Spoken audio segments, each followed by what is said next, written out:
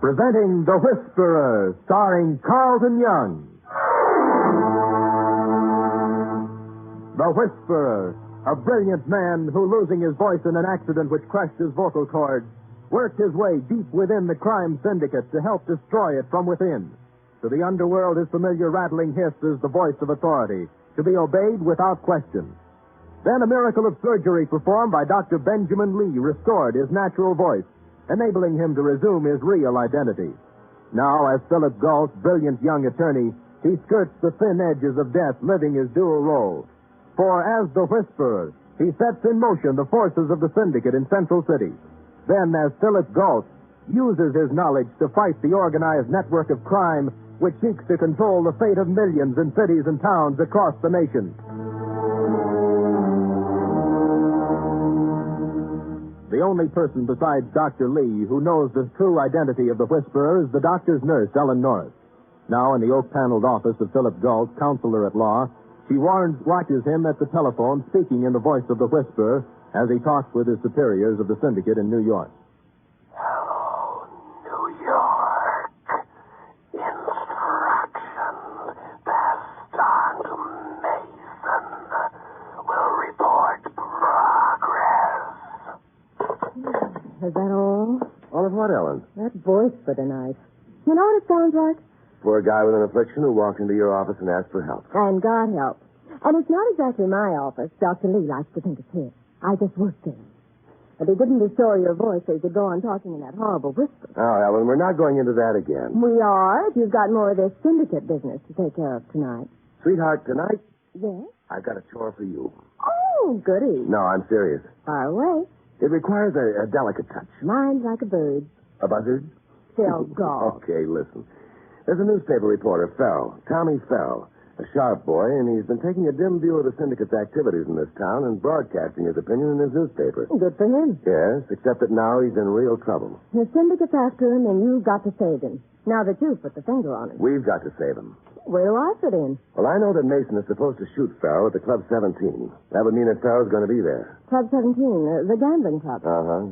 Unfortunately, being only one thread of the syndicate, I don't know what the other threads are or how they're working. For instance, I don't know what time the shooting's going to take place, how the syndicate knows Fell's going to be there, or what this Mason, whom I spoke to, looks like. Well, a lot of things you don't know. That's where you come in, Ellen. Across the street from the Bulletin is a cafe called Bluebell. The newspaper boys congregate there for their beer and Skittles. What is Skittles? And the slightest idea. Anyway, the delicate touch I've been talking about is whether you can take care of Tommy Fell. Oh, brother. Make like a siren. Try to keep him from going to the Club 17 tonight. Well, it might be interesting. Young? I don't know. Does he have a sense of humor? Definitely. Some very clever cracks about the syndicate in his newspaper articles. Well, what are you going to do in the meantime? Snoop around, try to find out who Mason is, and get in his hair in case you don't succeed in charming Farrow away. Oh, it sounds like a challenge, and I accept. No holds barred. Now, wait a minute. You... Hello? Hello? Why, yes, Lieutenant Denver. There's a guy down here I'd like you to see. Fellow by the name of Euban. Don't know any Euban, Lieutenant. Especially any Euban in trouble with homicide. Not homicide, it's vice. Euban owns and operates the Club 17. Club 7... Oh, that's very interesting, Lieutenant. I just happen to be around, and Euban doesn't have an attorney. Of course, if you're not interested. Business, Lieutenant? Of course I'm interested. What's the charge against Euban? Running and operating a gambling casino. What else? I'll be right down. Well, what does that mean? What does what mean? Well, why did the police pick this particular time to book the owner of the Club 17? That's where the shooting's supposed to take place. Something's cooking, Ellen. Well, before it gets to a boil, I'm off to intercept reporter Tommy Farrell. He sounds very romantic. Now, just stick to the necessities, Ellen. Don't take this job too much to heart.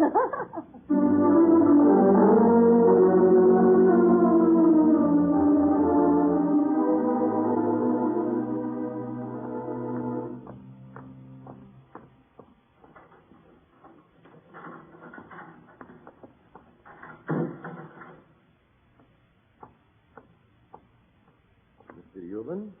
Yes. Who are you? Your attorney.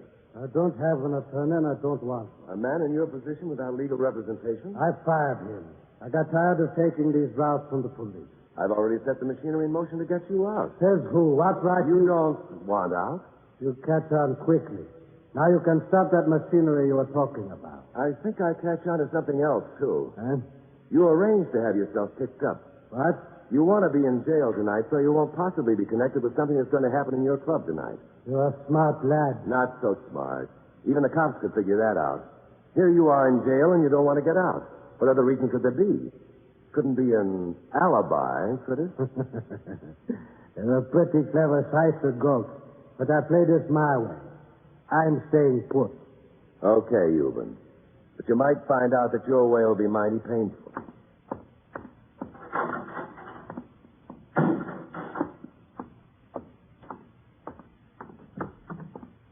Oh, can I see a minute? As soon as I make a quick phone call, Lieutenant. I suppose, as usual, you want privacy. Use that phone booth over there. Thank you, Lieutenant.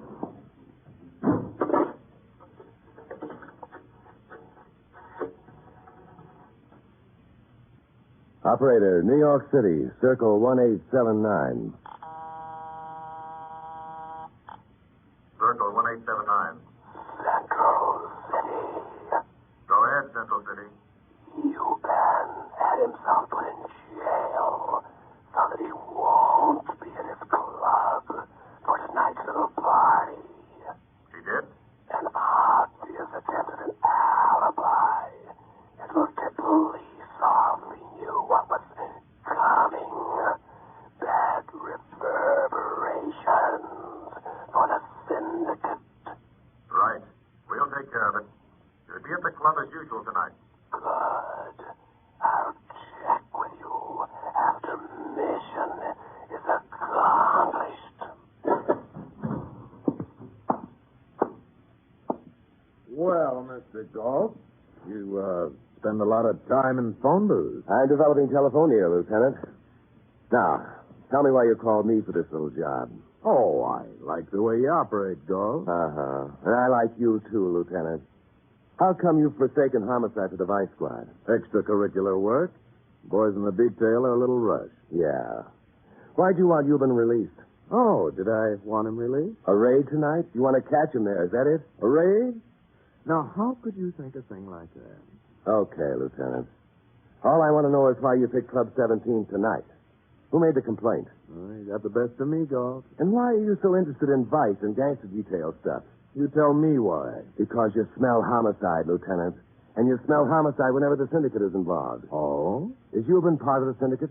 I wish I knew. But you suspect he is. And that's why you called me? Because lately you've been spotting me at some of the syndicate's finaglings? Probably just a coincidence, Galt. Uh-huh. Well, maybe I'll see you later on tonight at Club 17. Oh, why don't you stay a while and chat? I'd love to, Lieutenant. But right now I'm on my way to see a lady about a reporter.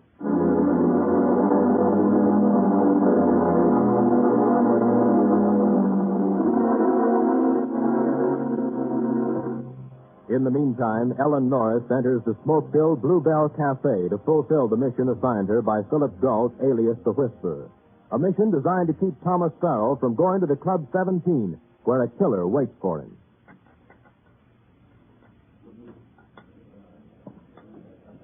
What'll it be, lady? Shot beer, please. A tall one. Oh, and some Skittles, please. Huh? Skittles. Please. I've always wanted to find out what they were. I don't know. Hey, mister, you know what's a Skittle? Skittles? Yeah. Ah, that's an interesting question. I've used the phrase myself, beer and Skittles. Maybe it's some kind of beef jerky. Tall beer.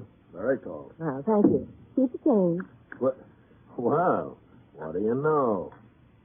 Shouldn't have done that. What? They shouldn't have done what? Give him that dime. We'll spoil him. You leave it on the counter and keep looking at it soulfully while he serves the rest of us poor newspapermen. Oh, newspaperman? Oh. Do you know T. Farrell? Well, I grew up with him. Really? I've been reading his articles in the Bulletin. I think he's wonderful. So do I. Well, let's not get maudlin about this. I'm T. Farrell. Oh. Let's sit down and get away from this hoi-polloi, huh? Hoi-polloi? Yeah, it's kind of people you shouldn't associate with. In this case, other reporters or other men. Oh, here, this is fine. Hey, tell me, what are you doing in this bar? Having a beer? You're not old. Oh, not yet. And you're rather distinguished looking. Those gray hairs around your temples. They're very attractive. Those are typewriter hairs. I get them with my fingers poised over a typewriter trying to dream up the perfect word. Yeah, sometimes I sit like that for hours. You have to shake me to get me awake. But now you're all through for the day. Until later. Oh? Duty. Oh. If the law wasn't going to be mixed up in it, I'd ask you to come along. Oh, I wasn't thinking anything like that. I thought maybe you'd like to come on a party. I'm going to. There, you see, that's what happens to me every time. Duty, duty. Where is this party? I'll make it later.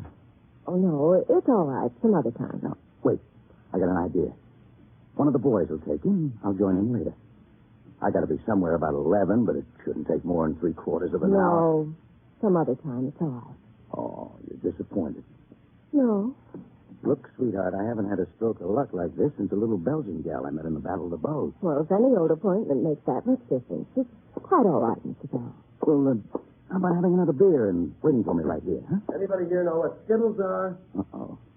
What is this, sweetie? I don't know. Quite a line to come in on. Skittles. Oh, hello there. I'm connected with the Encyclopedia Britannica, and we're tracing the derivation. What's your angle, Sonny? You know this young lady? I just want to know what Skittles are. Looks like too much of a coincidence. Don't crowd, Sonny. I don't like the question. I don't like the setup here, and I don't like you. Hey, out of my way. Wait a minute. No, he's going away. He's going to Club 17. Yes, Ellen, and now that he's suspicious, we won't be able to stop him. So? So we go out to Club 17, and unless we do better there than we did here, Farrell is going to get murdered.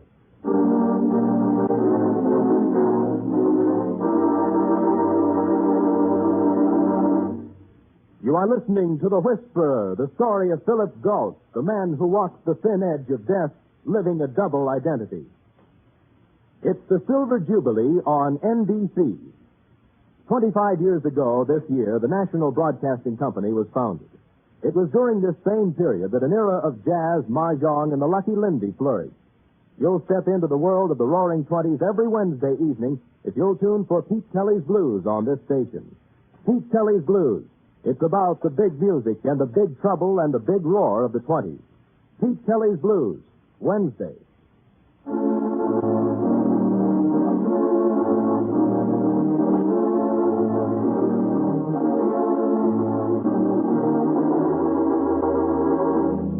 Philip Galt, known to the underworld as the Whisperer, has set in motion the syndicate's plan to kill Thomas Farrell, newspaper reporter who's been uncovering some of the syndicate's activities. Then, in his real identity of Philip Galt's counselor at law, he sent Ellen Norris to keep Farrell from going to the Club 17. But Farrell became suspicious and headed for the club, where a killer waits for him.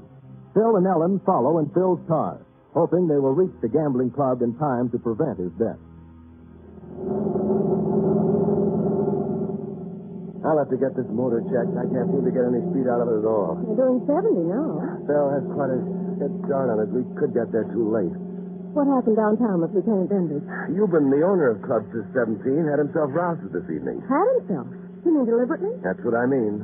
Evidently, he knows about the setup for Tommy Farrell, and he wanted to make sure he wasn't around when it happened.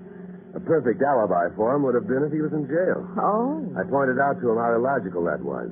He was in jail of his own choosing, and it showed complicity with what was going to happen. So you got him out? He still wouldn't leave, Ellen. I had to do it through the syndicate. Now what? I wish I knew. We get to the Club 17 as fast as we can. His fellow Mason will be there waiting to kill Farrell. Yes? And you don't know Mason? Only his voice. The way this syndicate works. One finger doesn't know what the other finger is doing, let alone a hand. It's tough. And it's tougher on you and on me. Oh, you'll get caught, Phil. You can take chances only so many times, and then the law of averages runs out. Ellen. All right, I'm not going into that again. We're going up to the Club 17 to stop a murder. We don't know who the murderer is or how he'll try to do his murdering. Should be simple. A couple of things I don't understand about this. If somebody wants to kill somebody else, the chances are 10,000 in 10,000 and one is going to do it. You can't stop him. We can try. I'll be quiet a moment and listen. Okay. Ellen, why'd Lieutenant Denver want me to get Euban out of jail? Maybe he likes to keep his jails clean. And what takes Farrell up to Club 17 this evening? Could be he's after stories. He is a reporter, you know. Sure. But what story? I don't know. Maybe it's connected with Lieutenant Denver. Maybe. I got it. Well, Have you any objections to getting caught in a raid? it depends on what kind of raid. On a gambling club. Cops swarming all over the place. Pistols out. A lot of excitement. Maybe a gun goes And off. Tommy Farrell gets the bullet. You think Denver knows the syndicate is mixed up in this? I'm sure of it. That's why he's getting involved in it, even though it isn't homicide business. And about Tommy Farrell being there. He must have been tipped off to be a raid. Uh-huh. By some member of the syndicate. To get him there and have him killed in the commotion. The poor guy doesn't have any idea what he's walking into. The Whisperer has his function. Euban has another function. The police are patsies playing a part. And Mason, the killer, only knows one thing. That Tommy Farrell is to be killed. Neat. Tied up in bows. Mason takes his shot, gets out of the excitement, leaves town, and who could ever pin Farrell's murder on any part of the syndicate? Oh, why do we mess with it? Why do we... To save a nice guy's life, Ellen. That a good enough reason? Yes, that's a good enough reason.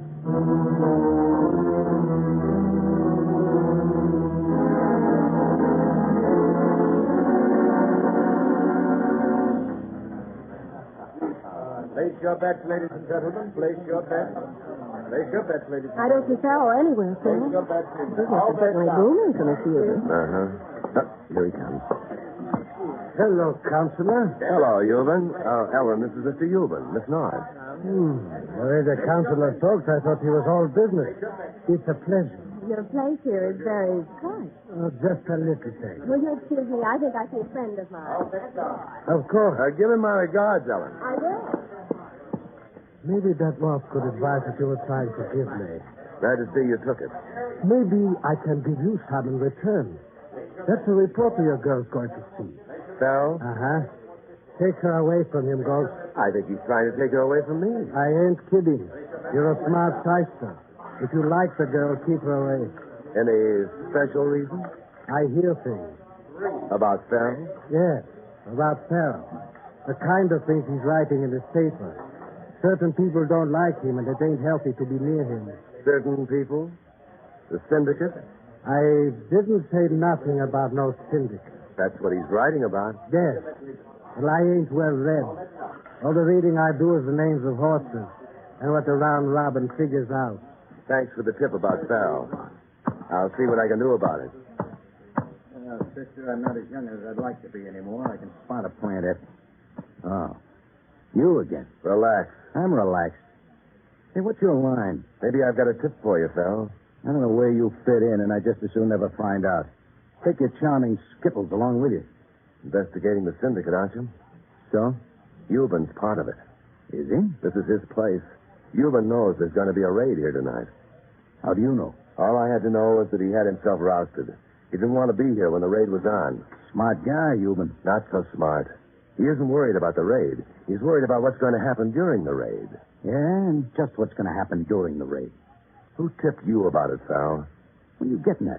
The setup. What setup? Use your head, Farrell. This is all for you. Everything. The raid, Euban not wanting to be here. You're being tipped so you will be here. You trying to tell me? But you're their target for tonight, Farrell. That's why I tried to keep you from coming here. How do you know so much about it? I'm a lawyer. I ran across it. Hey, here it comes. Careful. All right, everybody. This is a pin. Let's take a nice and easy and keep it orderly. Hey! What happened to the lights, Phil? Duck, get down, Farrell. You all right, Ellen? Yes. Tommy? Okay. Both of you, stay where you are and stay on the floor. Where are you going? I'm going to Euban's office. The man who shot that gun ducked in there.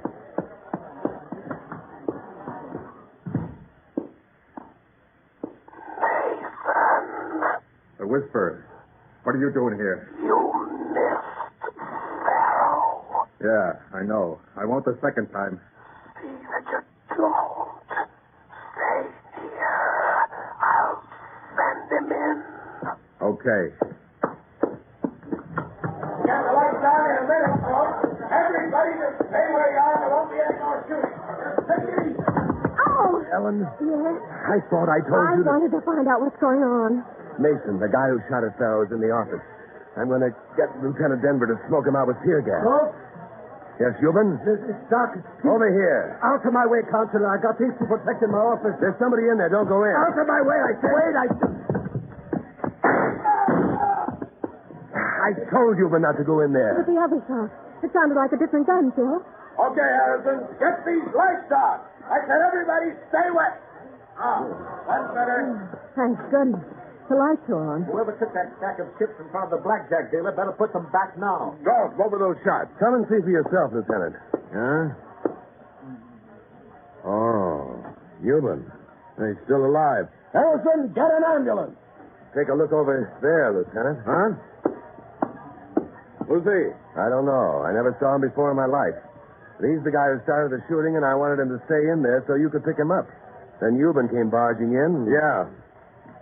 Where did Harrison put in that call? Hey, Golf. Looks like I owe you and the lady an apology. Oh, Farrell. Yeah. Sorry about my suspicion. Looks like I was wrong about you. Forget it. Anytime I can be of any help. I may take you up on that. Maybe both of us will take you up on it, Tommy.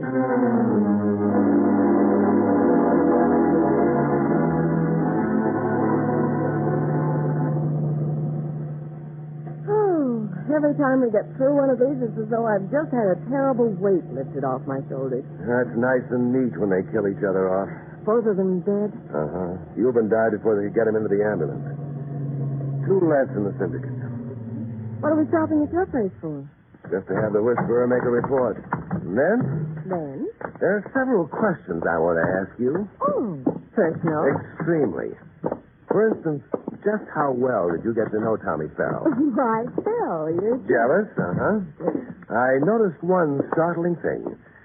When that shot rang out in the dark, What? you called him Tommy. Not Mr. Farrell, not even just Farrell, but Tommy. Did I? Yes. Well, I'll confess. He finally broke down and made something very clear to me. And I couldn't help but be overwhelmed by it. What? He told me what Skittles are. Oh. Well, what are they? Ninepins, darling. Beer and Skittles means beer and a game of ninepins. But nowadays we've just shortened the meaning to enjoyment. Have some beer and Skittles with me? It'll be my pleasure. Just as soon as I call the syndicate.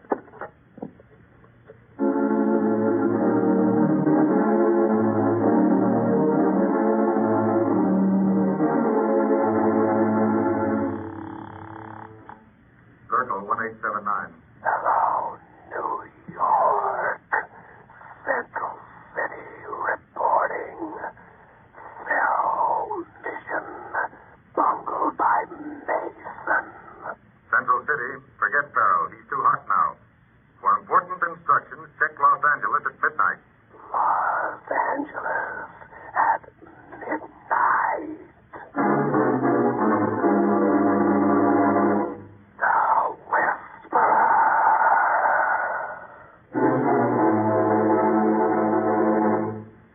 The Whisperer is based upon stories and characters created by Stetson Humphrey.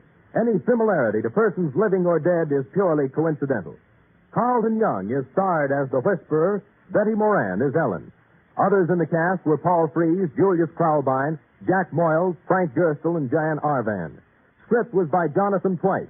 Original music by Johnny Duffy, and the entire production was directed by Bill Carnes. Next week, listen to another exciting adventure with The Whisperer.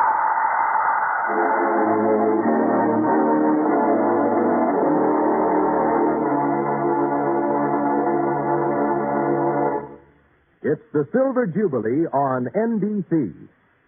There's more top adventure for you later today on NBC when Mr. Moto takes you on another adventure. Join Mr. Moto in this adventure through the ancient, shadow-filled corridors of the catacombs of Rome. And remember, genial Phil Baker asks you to try for the $64 question later tonight. It's Mr. Moto and the $64 question, both tonight on this NBC